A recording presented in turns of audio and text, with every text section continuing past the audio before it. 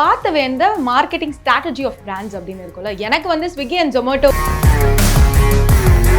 வந்து ஊபர் ஓலா வந்து they came with a car. Brand start பண்றாங்க அப்படின்னா எல்லாருமே ஃபோர்ஸ்டா இப்போ வந்து ஒரு இன்ஸ்டாகிராம் ப்ரொஃபைல் ஓப்பன் பண்ணோம். இப்போ வந்து ரெண்டு விஷயம் இருக்கு. நம்ம வந்து ஆஃப்லைன் பிராண்டாக இருந்தால் டிஜிட்டல் ஸ்பேஸ் என்டர் ஆகிறதுக்கு முன்னாடி அது இப்போ இன்ஃப்ளூயன்சர்ஸ் வந்தாலே சேல்ஸ் நடந்துரும் அப்படின்றது ஒரு பிம்பம். அது பிம்பம் தான். அது ஆக்சுவலா என்னன்னா பொறுத்த வரைக்கும் உங்க எக்ஸ்பீரியன்ஸ்ல லோகோ இஸ் எவ்வளவு இம்பார்ட்டன்ட்? லோகோ வந்து it's like long term process. இன்னைக்கு ஆப்பிள் லோகோ உருவானதுக்கு முன்னாடி ஃபர்ஸ்ட் அவங்க ஒரு லோகோ கிரியேட் பண்ணியிருப்பாங்க. இன்னைக்கு வந்து அவங்க இது வரைக்கும் ஒரு லாஸ் ப்ராஃபிட் இவ்வளவு வந்திருக்கும், எனக்கு இவ்வளவு லாஸ் ஆயிருக்கேன் பிசினஸ்ல அப்படின்னா எவ்வளவு சொல்லுங்க? 15 lakhs. Oh my god, 15 lakhs.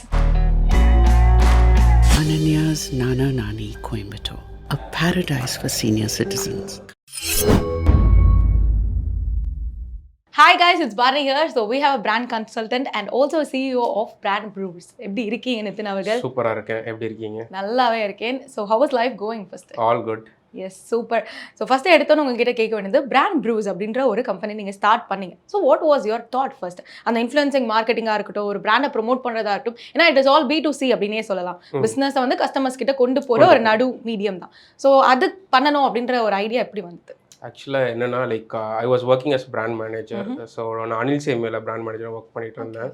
So அதுக்கப்புறம் கப்பல் ஆஃப் இயர்ஸ் ஒர்க் பண்ணி முடியும்னா அதுக்கப்புறம் இன்னொன்று ஒரு கெபிச்சின்னு சொல்லிட்டு ஒரு ஃபுட்வேர் கம்பெனியில் பிராண்ட் ஹெட்டாக இருந்த ஒரு 2 years. அதுக்கப்புறமா என்னுடைய ஓன் ஃபார்ம் ஸ்டார்ட் பண்ணுன்னு சொல்லிட்டு, ஸோ நம்மளுக்கு தெரிஞ்ச தொழில் இதுதான் அப்படின்னு சொல்லிட்டு அது ஸ்டார்ட் பண்ண ஆரம்பித்தேன். தென் ஐ ஸ்டார்டட். எனக்கு அது எப்போ கான்ஃபிடென்ட் வந்துச்சுன்னா, எனக்கு 2 கம்பெனிக்குமே ஒரு டிஃப்ரென்ஸ் இருக்குது. எனக்கு ஃபஸ்ட்டு ஒர்க் பண்ண கம்பெனியில் பார்த்தீங்கன்னா மாதத்துக்கு 1 கோடி ரூபாய் பட்ஜெட் கொடுப்பாங்க, பிராண்டிங் பட்ஜெட்டு. அடுத்த கம்பெனியில் பார்த்தீங்கன்னா மாதம் பட்ஜெட்டே பார்த்தீங்கன்னா 1 lakh.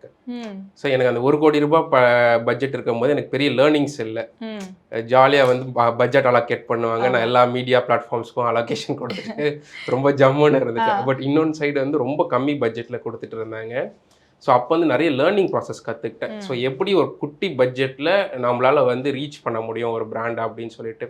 ஸோ அந்த லேர்னிங் ப்ராசஸை வச்சு நம்ம பிராண்டிங் ஏஜென்சி ஆரம்பிச்சோன்னா சின்ன சின்ன பிராண்ட்ஸுக்கு வந்து அந்த ஸ்ட்ராட்டஜி இம்ப்ளிமெண்ட் பண்ணலாம் அப்படின்னு சொல்லிட்டு ஐ ஸ்டார்டட் தி கம்பெனி.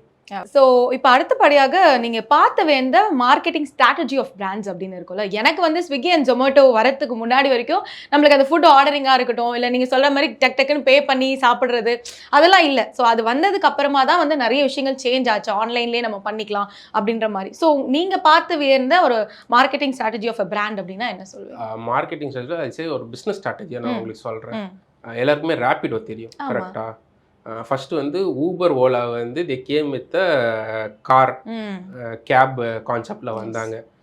அப்போ வந்து அவங்க 2 பேரும் market leader, like Pepsi, Coca Cola அந்த மாதிரி ஒரு பெரிய மார்க்கெட் லீடர், மெக்டொனால்ட், KFC அந்த மாதிரி பெரிய மார்க்கெட் லீடர். அவங்க கூட எப்படி காம்பீட் பண்ணுறதுன்ட்டு அவங்க யோசிச்சாங்க. ஸோ அவங்க யோசிக்கும் போது என்ன பண்ணாங்கன்னா, ஃபஸ்ட்டு பைக் டாக்ஸின்னு ஒன்று கொண்டு வந்தாங்க. அதுக்கப்புறம் ஆட்டோ மூவ் ஆனாங்க. இவங்க ஆட்டோ மூவ் ஆனே ஓலா ஊபர் வந்து ஆட்டோக்கு வந்தாங்க. இப்போ பார்த்தீங்கன்னா ரேப்பிடோவில் bike taxi, auto plus cab, so 3மே வந்துச்சு. They followed the reverse strategy. And இன்னைக்கு வந்து இன்னும் கொஞ்சம் அவங்க ஆல்மோஸ்ட் ஒரு டஃப் காம்படிஷன் கொடுக்குறாங்க அந்த பெரிய லார்ஜ் பிக்கர் பிளேயர்ஸோட. ஸோ இதுவே வந்து நான் ஒரு ரசிக்கும்படியான ஒரு ஸ்ட்ராட்டஜி. நீங்கள் யோசிச்சு பார்த்துருக்கீங்களா? அவ்வளோ பெரிய காம்படிட்டர்ஸ் கூட வந்து மோத முடியுமா? அதனால அவங்க ரிவர்ஸ் ஸ்ட்ராட்டஜியில் வந்து இன்னைக்கு அந்த காம்படிட்டருக்கு ஈக்குவலாக ப்ளே பண்ணுறாங்க கேம். ஓகே. அண்ட் ஆல்சோ இப்போ ஒரு பிராண்ட் ஸ்டார்ட் பண்ணுறாங்க அப்படின்னா எல்லாருமே ஃபோர்ஸ்டாக இப்போ வந்து ஒரு இன்ஸ்டாகிராம் ப்ரொஃபைல் ஓப்பன் பண்ணணும், ஒரு ஃபேஸ்புக் அக்கௌண்ட் இருக்கணும். ஸோ அந்த பிராண்டுக்கான அடுத்த டிஜிட்டல் விஷயங்கள் என்னெல்லாம் வேணும் அப்படின்றது தான் ஃபோக்கஸ்டாக வச்சிருக்காங்க. ஆஸ் யூ சே டிஜிட்டல் தான் இப்போ அடுத்த ப்ரொமோஷனுக்கு நம்மளுக்கு யூஸ்ஃபுல்லாக இருக்கும் அப்படின்றது. பட் ஆனால் பிராண்ட் ஸ்டார்ட் பண்ணும்போது என்னெல்லாம் பேசிக் நெசசிட்டி? முதல்ல இப்போ வந்து 2 விஷயம் இருக்குது. நம்ம வந்து ஆஃப்லைன் பிராண்டாக இருந்தால் டிஜிட்டல் ஸ்பேஸ் என்டர் ஆகிறதுக்கு முன்னாடி, ஃபார் எக்ஸாம்பிள் நம்ம இப்போ அசோக் பில்லர்னா நெக்ஸ்ட் பில்டிங் வந்து ஸ்ரீமெண்ட் ஆகிருக்கு. ஸோ பார்த்தீங்கன்னா அங்கே வந்து அவங்க ஃபஸ்ட்டு சைனேஜ் போர்டு தான் கான்சன்ட்ரேட் பண்ணியிருப்பாங்க. ஸோ அந்த சைனேஜ் போர்டு, அந்த எக்ஸ்டீரியர், ஸோ அந்த ரோடில் வந்து ஃபார் எக்ஸாம்பிள் ஒரு நாளைக்கு வந்து ஒரு 10,000 பேர் பாஸ் ஆகுறாங்கன்னா, ஸோ அவங்களுக்கு வந்து அந்த எக்ஸ்டீரியர் லுக் தான் விசிபிலிட்டி. ஸோ அதை பேஸ் பண்ணி தான் வாக்கின்ஸ் வரும். அவங்க வந்து செகண்ட் ஸ்டேஜ் தான் அவங்க டிஜிட்டல் போகணும். ஸோ அந்த மாதிரி எக்ஸ்டீரியர் ஃபஸ்ட் வந்து கான்சன்ட்ரேட் பண்ணணும். ஸோ இப்போ நீங்கள் ஆஃப்லைன் ஸ்டோர் ஆரம்பிக்கிறதா கண்டிப்பாக வந்து ஃபேஸ்புக், இன்ஸ்டாகிராம், யூடியூப். இதில் மேஜராக பார்த்தீங்கன்னா இன்ஸ்டாகிராம் பிளேஸ் இன்றைக்கி வந்து மேஜர் ரோல். ஏன்னா இன்றைக்கி வந்து ஃபேஸ்புக் யூசர்ஸ் வந்து கொஞ்சம் டவுன் ஆகிட்டே வராங்க, இன்ஸ்டாகிராமில் வந்து யூசர்ஸ் அதிகப்படுத்திட்டே வராங்க. ப்ளஸ் இன்ஸ்டாகிராமில் நிறைய இன்ஃப்ளூயன்சர் அவைலபிலிட்டி இருக்குது, கொலாபரேஷன் அவைலபிலிட்டி இருக்கிறதுனால சேல்ஸ்க்கான பாசிபிலிட்டிஸ் இருக்குது, அந்த இன்ட்ரெஸ்ட்கான பாசிபிலிட்டிஸ் ஜாஸ்தியாகவே இருக்குது. ஸோ பட் ஆனால் இப்போ ஒரு பிராண்ட் ஸ்டார்ட் பண்ணுறாங்க அப்படின்னா எல்லாருமே இன்ஃப்ளூயன்சர்ஸ் இப்போ ஒரு பிராண்ட் ஸ்டார்ட் பண்ணுற ஒரு கேக் ஷாப் நான் ஆரம்பிக்கிறேன்னா ஒரு 10 இன்ஃப்ளூயன்சரை கூட்டு வந்தால் நான் சேல்ஸ் பண்ணிடுவேன் அப்படின்ற ஒரு நம்பிக்கை அதிகமாக இருக்குது. பட் ஆனால் இன்ஸ்டாகிராம் ஃபாலோவர்ஸும் சரி இல்லை அவங்க லீட் ஜென்ரேஷன் அப்படின்ற 2 டிஃப்ரெண்ட் டேர்ம்ஸ் இருக்குல்ல, அதை நீங்கள் எப்படி டிஃபைன் பண்ணுவீங்க? அது இப்போ இன்ஃப்ளூயன்சர்ஸ் வந்தாலே சேல்ஸ் நடந்துரும் அப்படின்றது ஒரு பிம்பம் தான். அது ஆக்சுவலாக என்னன்னா எனக்கு தெரிஞ்சு ஒரு கிளைண்ட் அவங்க ஆல்ரெடி கோயம்புத்தூர்ல லான்ச் ஆயிட்டாங்க. ஒரு ஸ்வீட் ஷாப் அவங்க ஆக்சுவலாக அவங்க வந்து ஒரு செலிபிரிட்டி ஒரு டிவி ஆர்டிஸ்ட் வந்து கூப்பிட்டாங்க. அன்னைக்கு ஃபர்ஸ்ட் டே செம்ம க்ரௌடு அவரை பார்க்கறதுக்கு வந்துச்சு. பட் அடுத்த ஒரு மாதம் அவங்களுக்கு பிஸ்னஸே கிடையாது. ஸோ என்னன்னா அவங்கள கூப்பிட்றதுனால நம்மளுக்கு சேல்ஸ் வருமா? Are we calling the exact influencer? அவங்க ஃபுட் இண்டஸ்ட்ரினால ஃபுட் ரிலேட்டடான இன்ஃப்ளூயன்சரை கூப்பிட்டுருந்தேன்னா it is a better option. Maybe there is a possibility of conversion. And இன்னொன்று விஷயம் என்னன்னா, சப்போஸ் நம்ம லீட் ஜென்ரேஷன் சேல்ஸ் கேம்பெயின் அப்படி போகிறோம் அப்படின்னா எப்பவுமே இன்ஃப்ளூயன்சர் வீடியோ போட்டு அவங்க கொலாபரேஷன் கொடுப்பாங்க. கரெக்டாக நான் என்ன பண்ணுவேன்னா என் ஸ்டைலில் வந்து இன்ஃப்ளூயன்சர் கிட்ட நான் வீடியோ வாங்கிடுவேன், நான் உங்களுக்கு கொலாபரேஷன் கொடுக்குறேன். ஸோ அதுலேருந்து ஏன்னா என் பேஜ்லேருந்து நான் போஸ்ட் பண்ணும்போது என் பிராண்ட் பேஜ்லேருந்து போஸ்ட் பண்ணும்போது I can run any time sales campaign or boost campaign something. நம்ம மெட்டா ஆட்ஸ் ரன் பண்ணலாம். ஸோ அவங்க கிட்ட அது ஹேண்ட் ஓவர்ஸ் போயிடுச்சுன்னா அது வந்து அவங்க கிட்ட நம்ம ஒரு தடவை வி ஹேவ் டு ரிக்வெஸ்ட் எங்களுக்கு கொஞ்சம் மெட்டா ஆட்ஸ் ரன் பண்ணித்தாங்கன்ட்டு. இப்போ நான் வந்து என் பேஜில் போஸ்ட் பண்ணி அவங்க கொலாபரேட் பண்ணும்போது எனி டைம் எனக்கு கொஞ்சம் சேல்ஸ் டவுன் ஆகும்போது சரி ஓகே மெட்டா ஆட்ஸ் ரன் பண்ணலாம் அப்படின்னு சொல்லிட்டு ஐ can run any time. So நான் இந்த ரிவர்ஸ் ஸ்ட்ராட்டஜி ஃபாலோ பண்ணுறேன். ஸோ இதான் ஃபர்ஸ்ட் டைம் உங்கள் ஷோவில் ரிலீவ் பண்ணுறேன். ஆமாம், இல்லை ஆக்சுவலி ஆஸ் யூ சார் எனக்கு இப்போ தான் அது தோணுது. ஓகே, பிராண்ட்ஸ் வந்து நம்ம கிட்ட இருந்து வீடியோ வாங்கி எதுக்கு போடுறாங்கன்னு யோசிச்சுட்டே இருப்பேன் நான். ஏன்னா நானும் ஒரு இன்ஃப்ளூயன்சர், அந்த கேம்பெயினில் வந்து நானும் பார்ட்டிசிபேட் பண்ணியிருக்கேன். பட் ஆனால் யூஸ்வலாக நீங்கள் போடாதீங்க நாங்கள் போடுறோம், எதுக்கு நம்ம கிட்ட இருந்து இவங்க வாங்குறாங்க, நம்மளே போட்டு கொலாப் பண்ணலாமே, ரெண்டும் ஒன்று தானே அப்படின்னு நான் நினச்சிருக்கேன். So thanks for revealing that. And also நான் உங்கள் ப்ரொஃபைலில் பார்த்தது அந்த லோகோ, அந்த பிளேஸ்மெண்ட் வந்து அந்த லோகோவை டிசைன் பண்ணுற விதத்தில் நிறைய விஷயங்கள் நீங்கள் சொல்லியிருந்தீங்க. கலர் சைக்காலஜின்னு ஒன்று இருக்குது. அண்ட் ஆல்சோ லோகோ கிரியேட் பண்ணுறதுக்கான ஸ்டோரின்னு நிறைய இருக்குது. ஸோ அது என்னவாக இருந்தது உங்களுக்கு பொறுத்த வரைக்கும்? உங்கள் எக்ஸ்பீரியன்ஸில் லோகோ இஸ் எவ்வளோ இம்பார்ட்டன்ட்? லோகோ வந்து it's like long term process. நிறைய பேர் என்ன நினைக்கிறாங்கன்னா நம்ம வந்து ஒரு ஃப்ரீ ஆப்பில் லோகோ பண்ணிடலாம் அப்படின்னு நினைக்கிறாங்க. பட் அதுக்கு முன்னாடி நிறைய ஐடியாலஜி இருக்குது. ஏன்னா அதுதான் நம்ம ஃபேஸ் ஆஃப் தி ப்ராடக்ட்னு சொல்கிறோம். ஸோ நம்ம கம்பெனியோட சிம்பிளே அதுதான். ஃபார் எக்ஸாம்பிள் நைக்னா ஒரு டிக் மார்க் அப்படின்னு சொல்கிறோம். அந்த லோகோ வந்து அவங்களுக்கு வந்து அது கனெக்ட் ஆகணும், அந்த நேமோட கனெக்ட் ஆகணும். இன்னைக்கு ஆப்பிள் லோகோ உருவானதுக்கு முன்னாடி ஃபர்ஸ்ட் அவங்க ஒரு லோகோ கிரியேட் பண்ணியிருப்பாங்க. இன்னைக்கு வந்து அவங்க வந்து அப்கிரேட் பண்ணுவாங்க அந்த லோகோவை வந்து latest trend.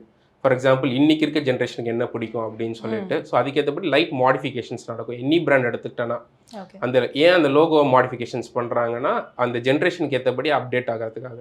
Okay. And also colour psychology அப்படின்ற விஷயத்தை நீங்க ஆமாம், கலர் சைக்காலஜி என்னன்னா ஒரு இண்டஸ்ட்ரிக்கு ஒரு கலர் சைக்காலஜி இருக்கு. ஃபார் எக்ஸாம்பிள் நம்ம ஏதாவது ஒரு ஆர்கானிக் ப்ராடக்ட் போகிறோம் அப்படின்னா க்ரீன் இஸ் ஆல்வேஸ் பெட்டர். நீங்கள் மெஜாரிட்டி பெரிய பிராண்ட்ஸ் எல்லாம் பார்த்தீங்கன்னா எஃப்என்பியில் வந்து ரெட் கலர் யூஸ் பண்ணுவாங்க. ஃபார் எக்ஸாம்பிள் கேஎஃப்சி எடுத்திங்கன்னா ரெட் யூஸ் பண்ணுவாங்க. அதுக்கப்புறம் கொக்கோ கோலா எடுத்திங்கன்னா ரெட் யூஸ் பண்ணுவாங்க.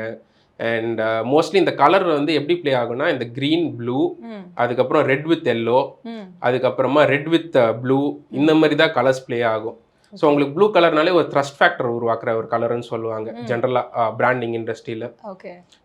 உங்களுக்கு ப்ளூனா எஸ்பிஐ ஞாபகம் வரும். பேங்கிங் செக்டர்ஸில் நிறைய ப்ளூ யூஸ் பண்ணுவாங்க. டாடா ப்ளூ தான் யூஸ் பண்ணுறாங்க. ஓகே. இப்போ பிராண்ட் அப்படின்றத தாண்டி இப்போ ஒரு யூடியூப் சேனல் ஆரம்பிக்கிறாங்க அப்படின்னு வச்சுக்கோங்க, அதோட டெவலப்மெண்ட் ப்ராசஸ் எந்த மாதிரியான ஒரு பேசிஸில் இருக்கும்? ஏன்னா பிராண்ட்ஸ் அப்படின்னும் போது நம்ம ப்ராடக்ட் பேஸ்டாக தான் ரொம்ப நேரம் பேசிட்டு இருக்கோம். பட் டிஜிட்டலாகவும் சரி, இப்போ நான் வந்து ஒரு பிளாகர் ஆக போகிறேன் இல்லை வந்து ஒரு கமர்ஷியல் சேனல் ஆரம்பிக்க போகிறேன் அப்படின்னா அதோட டெவலப்மெண்ட்ஸ் எந்த மாதிரிலாம் பண்ணலாம் அப்படின்றது உங்களோட ஐடியா? லைக் ரெண்டு விஷயம் இருக்குது. நீங்கள் இன்ஸ்டாகிராமில் வந்து ஓரளவுக்கு நல்ல கண்டென்ட் போட்டிங்கன்னா you can become a familiar. ஏன்னா இன்ஸ்டாகிராம் நம்மளுக்கு பே பண்ணுறது இல்லை. கரெக்டாக. யூடியூபுக்கு வந்து அதோட 100 டைம்ஸ் நம்ம ஒர்க் பண்ணணும். ஏன்னா அவன் பே பண்ணுறான். ப்ளஸ் நம்மளை ஈஸியாக நம்மளுக்கு வந்து ஃபாலோவர்ஸ் எல்லாம் தூக்கி கொடுத்துட மாட்டான். நம்ம வந்து அந்த கண்டென்ட் பொட்டென்ஷியலிட்டி இருக்கணும் and quality of video and ஆடியன்ஸோட இன்ட்ரெஸ்ட்டு. அண்ட் யூடியூப்பில் பெரிய டிஃபிகல்ட்டி என்னென்னா we have to make them to sit at least 8 minutes, 4 to 8 minutes lengthy video. இன்னொரு ஸ்ட்ராட்டஜி சொல்கிறேன். நீங்கள் யூடியூப்பில் ஹிட் ஆகிட்டிங்கன்னா இன்ஸ்டாகிராமில் ஈஸியாக ஹிட் ஆகிடுவீங்க. ஓகே. இந்த லாஸ் அப்படின்ற விஷயத்தை நீங்கள் எப்படி பார்த்துருக்கீங்க, நீங்கள் எப்படி ஃபேஸ் பண்ணியிருக்கீங்க? அப்படின்னு லாஸ் வரும்போதெல்லாம் ரொம்ப எனக்கு வந்து ஏஜென்சியாக பண்ணும்போது பெரிய இன்வெஸ்ட்மெண்ட் கிடையாது. ஜஸ்ட் ஆஃபீஸ் செட்டப்பு, ஒரு மினிமம் இன்வெஸ்ட்மெண்ட், அது வந்து ப்ராசஸ் அழகாக போயிடும். சிஸ்டம் இன்வெஸ்ட் பண்ணியிருப்பேன், டெய்லி ப்ராஜெக்ட்ஸ் வந்துட்டு போயிட்டுருக்கோம். பட் நான் அதர் கன்சியூமர் பிஸ்னஸில் வந்து நான் என்டர் ஆகும் போது எங்களுக்கு வந்து நிறைய ப்ராப்ளம்ஸ் ஃபேஸ் ஆகும். ஃபார் எக்ஸாம்பிள் லோக்கல் கார்பரேஷன் வந்து ப்ராப்ளம்ஸ் வரும். ப்ளஸ் வேறு ஏதாவது ஒரு டேக்ஸ் ஃபைல் பண்ணலாம், அதில் ப்ராப்ளம்ஸ் வரும். இந்த மாதிரி குட்டி குட்டி ப்ராப்ளம்ஸ் வந்துட்டே இருக்கும். பட் அதெல்லாம் ஓவர் கம் பண்ணி வந்துடும். ஓகே. ஸோ இப்போ பிஸ்னஸ் ஸ்டார்ட் பண்ணுறோம் அப்படின்னும் போது லாஸ் அப்படின்ற விஷயத்தை யாருமே பெருசாக பேச மாட்டாங்க. பட் நீங்கள் சொல்கிறதுனால நான் கேட்குறேன், இது வரைக்கும் ஒரு லாஸ் ப்ராஃபிட் இவ்வளோ வந்திருக்கும், எனக்கு இவ்வளோ லாஸ் ஆயிருக்கேன் பிஸ்னஸில் அப்படின்னா எவ்வளோ சொல்லுங்கள்? கரெக்ட் நம்பர்ஸ் மாதிரி சொல்லுங்கள். 15 lakhs. Oh my God, 15 lakhs. Okay.